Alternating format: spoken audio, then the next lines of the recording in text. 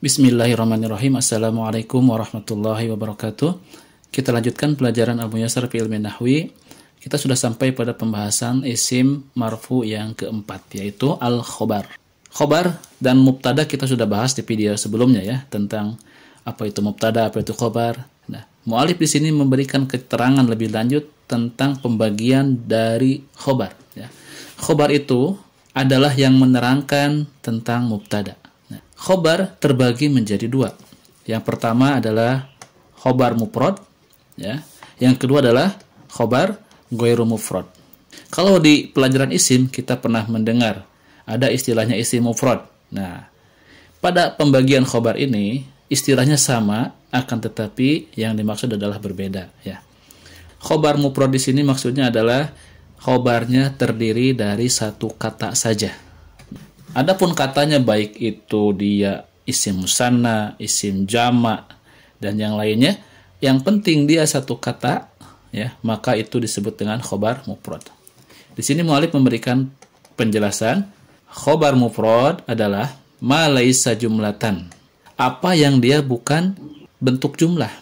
Jadi bukan kalimat, bukan terdiri dari beberapa kata, hanya satu kata saja.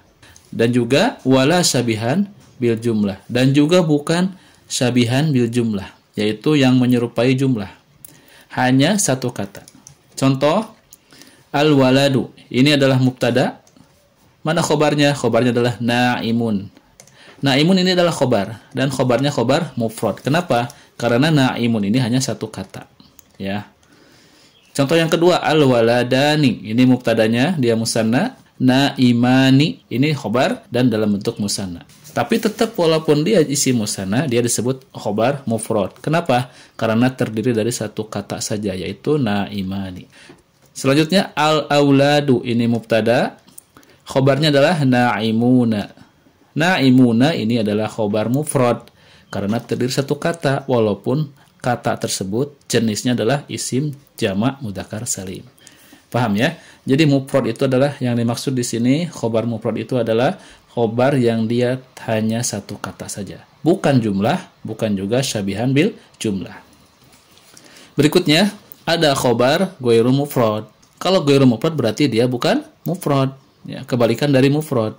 Penjelasan lebih lanjutnya adalah, khobar ghairu mufrad adalah makana apa yang dia itu jumlatan, adalah jumlah. Ya, beberapa kalimat. Ya, beberapa kata. Au atau syabihan bil jumlah, yang menyerupai jumlah. Jadi dia itu jumlah pertama ya, atau syabihan bil jumlah. Khobar ghairu mufrad itu kalau tidak jumlah maka syabihan bil jumlah. Nah, nanti kita diterangkan lagi yang termasuk jumlah itu apa saja, yang termasuk syabihan bil jumlah apa saja. Insyaallah ya pada penjelasan berikutnya. Kita ke contoh dulu. Ariyun ini adalah mubtada, abuhu maridun ini adalah khobarnya. Khobarnya terdiri dari tiga kata, yaitu abu, hu, dan maridun. Ya. Inilah yang disebut dengan jumlah. Ini jumlah apa? Jumlahnya nanti diterangkan di belakang ya. Ini jumlah ismiyah. Kenapa didahului dengan isim, yaitu abu. Jadi khobar ghairu mufrad itu khobar yang terdiri dari jumlah atau syabihan bil jumlah. Selanjutnya, al-ustadu ini mubtadanya, fil baiti. Nah, ini adalah khobarnya. Dari mulai fil hingga baiti, ini khobarnya. Ini termasuk yang syabihan bil jumlah, khobarnya ya. Asyaburatu, ini mubtadanya, amamal auladi. Nah, ini dia khobarnya. Khobar ini termasuk khobar ghairu mufrad. Karena apa? Dia syabihan bil jumlah. Mu'alif memberikan keterangan lebih lanjut ya, tentang yang dimaksud dengan khobar ghairu mufrad, yaitu ma laisa mufradan, yang dia itu bukan mufrad. Yang pertama itu adalah jumlatun ismiyatun. Nah, jadi kalau jumlah ismiyah, yang ini ya, jumlah ismiyah, maka khobarnya terdiri dari mubtada dan khobar lagi. Ya, mubtada dan khobar lagi. Contoh, aliyun, ini mubtadanya. Abuhu, ya ini mudhof ilaih, dan mudhof ilaih ini dia sebagai mubtada. Goniyun ini sebagai khobar untuk abuhu. Dan abuhu goniyun ini adalah mubtada, adalah khobar bagi Aliun. Ya. Jadi kalau diartikan, Ali adalah seorang yang bapaknya kaya. Berikutnya, Ahmadu ini mubtada, maluhu. Nah, ini mubtada juga, ya, mudhof ilaih. Kasirun ini khobar untuk maluhu. Dan maluhu kasirun khobar untuk mubtada yang pertama. Yang selanjutnya ada contoh lagi, as-sabburatu mubtada, launuha ini mudhof ilaih, dia pun menjadi mubtada. Aswadu ini khobar untuk launuha. Dan launuha aswadu ini khobar untuk as-saburatu. Kita artikan ya, as-saburatu, papan tulis itu, launuha warnanya, aswadu hitam. Gitu. Jadinya khobar dari as-saburatu adalah launuha aswadu. Jadi menerangkan tentang kondisi dari saburoh itu. Ya. Baik, itu adalah jumlah ismiyah. Sekarang jumlah fi'liyah. Jumlatun fi'liyatun, maka yang terdapat di dalamnya adalah fi'il dan fa'il, ya. Contoh di sini al-maridu, ya. Al-maridu ini mubtada. Di sini kok ada fi'il, muncul fi'il. Yad'ufu badanuhu. Yad'ufu ini fi'il, ya. Badanu ini fa'il. Fi'il dan fa'il ini dia menduduki keadaan khobar dari al-maridu.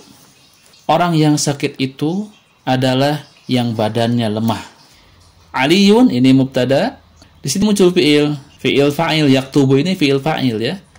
Mana fa'ilnya? Fa'ilnya domir, domirnya domir mustatir, jawazan takdiruhu huwa, ya. Kembali kepada Ali. Aliyun yaktubu ala saburati. Ala saburati ini jar wa majrur, ya. Yaktubu ini dia menduduki posisi khobar untuk Aliyun. Kita artikan, Ali adalah yang sedang menulis pada papan tulis. Ada contoh lagi, al-alimu ini mubtada, ya'lu ini fi'il, qadru ini adalah fa'ilnya. Ya'lu qadruhu ini adalah fi'il dan fa'il, menduduki kedudukan khobar untuk mubtada al-alimu. Kalau diartikan, orang yang berilmu itu adalah yang kedudukannya tinggi. Kemudian ada lagi, ini dengan contoh domir, ya, mubtadanya, ya. Anta ini mubtada, raqadta ini fi'il dan fa'il. Alas sarir ini jar wa majrur. Raqadta ini menduduki posisi khobar untuk mubtada anta. Kalau diartikan, engkau duduk di atas ranjang. Boleh seperti itu juga, ya. Itu adalah untuk ghair mufrad berupa jumlah. Ada dua, jumlatun ismiyatun, jumlatun fi'liyatun. Sekarang yang ketiga, ya, yang syabihan bil jumlah.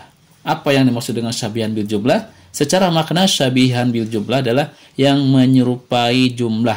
Ya, dia posisinya beberapa kalimat, ya, ada 2, 1, 2 atau 3, akan tetapi dia bukan jumlah, bukan mubtada dan khobar, bukan juga fi'il dan fa'il.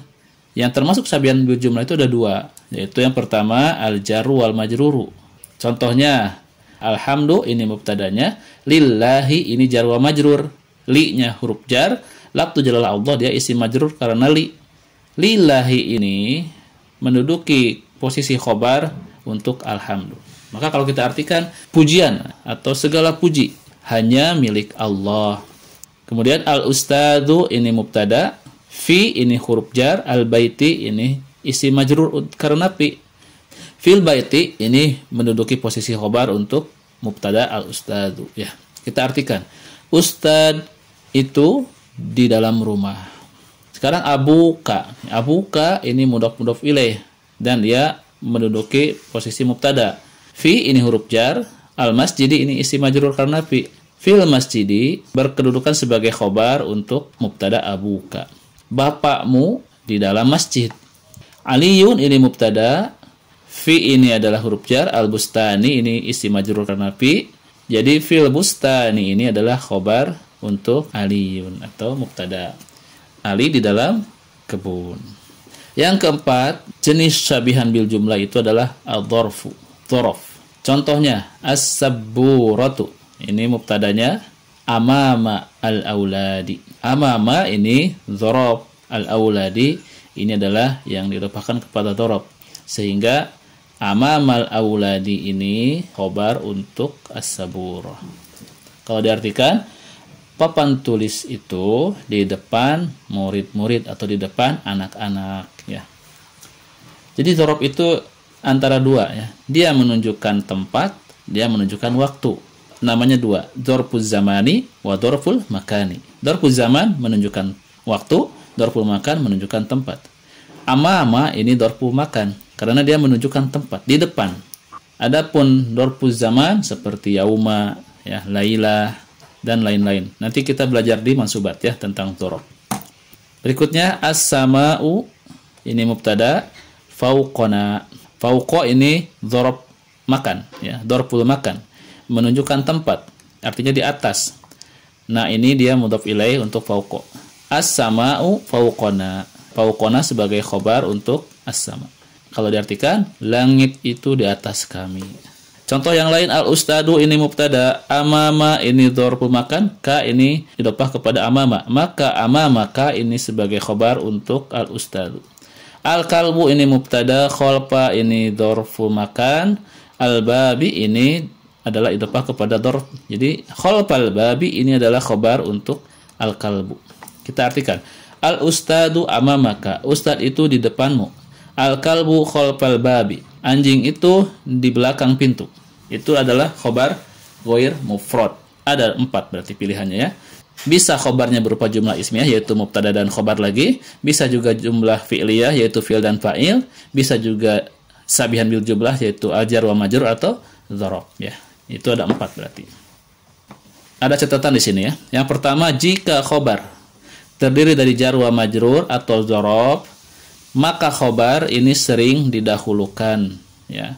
Dan ketika khobar didahulukan maka disebut dengan khobar muqaddam. Adapun mubtada, maka mubtadanya menjadi di belakang. Mubtada yang diakhirkan ini disebut dengan mubtada muakhar. Itu yang pertama catatannya. Yang kedua, bila sulit mencari khobar, maka carilah kalimat yang sekiranya dapat menyempurnakan mubtada. Kita nih dapat mubtada ya. Al-ustadu, mubtada ini misalkan di depan kalimat ya, di depan jumlah. Mana nih yang kira-kira bisa menjelaskan tentang ustad ini? Nah, itulah cara mencari khobar ya. Kita lanjut ke tamrin ya. Di sini ada perintahnya sahih ma tarahu khotoan. Betulkan apa yang kamu anggap salah ya. Kita lihat di sini nomor 1 contoh ya. Hiya muballigun. Hiya ini mubtada. Muballigun ini khobar. Dia adalah seorang muballig atau penyampai pesan ya, atau penceramah, boleh. Hiya muballigun. Apakah di sini ada yang salah? Perhatikan dan ingat ketentuan-ketentuannya ya. Mubtada dan khobar itu harus sama dalam beberapa hal. Jika mudzakkar dia mudzakkar ya. Jika mufrad dia mufrad. Itu khusus untuk yang khobarnya mufrad. Ini khobarnya mufrad, hanya satu kata. Akan tetapi mubtadanya ini muannas. Hiya ini adalah muannas, domir untuk muannas ya. Maka khobarnya pun harus muannas. Nah, kita langsung rubah saja menjadi muballighatun. Dirubah menjadi muballighatun. Jadi bukan muballigun karena mubtadanya adalah muannas ya. Selanjutnya soal 2, 3, 4, 5, 6 silakan dikerjakan ya. Tinggal sesuaikan. Contoh al-mujtahidatu mahbubatun. Apakah ada yang salah? Kalau salah betulkan ya. Tamrin yang selanjutnya adalah udkur, sebutkanlah al-fa'ila, fa'il, wa naibal fa'ili, naibul fa'il, wal mubtada'a, mubtada, wal khobar ya. Jadi yang diminta adalah menyebutkan fa'il, naibul fa'il, mubtada atau khobar. Dari mana? Minal jumalil atiyah, dari jumlah-jumlah berikut ini ya. Contoh di sini nomor 1, kulubuna gulfun. Silakan sebutkan. Nah, ini kulubuna ini mubtada. Gulfun ini khobar ya. Walamma ja'ahumul kitabu ya. Diperhatikan lagi. Ini wa apa? Ini kan huruf ya. Lamma ini huruf pejazm ya. Ini adalah huruf juga. Nah, maka yang dicari ini ada 4 saja. Fa'il, naibul fa'il, mubtada atau khobar. Jadi huruf tidak usah dihiraukan ya. Ini huruf tidak usah dihiraukan. Cari isi marfunya, kemudian tentukan dia isi marfunya sebagai apa. Fa'il, naib fa'il, mubtada atau khobar ya. Yutahhiruha al-ma'u. Cari mana isi marfunya. Kemudian sebutkan dia marfu sebagai apa. Ya. Apakah sebagai fa'il, sebagai naibul fa'il, sebagai mubtada, atau sebagai khobar. Silakan dikerjakan sampai nomor 10 ya. Demikian materi untuk pelajaran khobar ini. Insya Allah kita akan bahas lebih lanjut di liko, dan silakan dipersiapkan agar nanti ketika di liko antum sudah punya jawabannya dan tidak akan bingung lagi ketika ditanya. Sampai jumpa. Demikian, subhanakallahumma wa bihamdika asyhadu an la ilaha illa anta astaghfiruka wa atubu ilaik. Wassalamualaikum warahmatullahi wabarakatuh.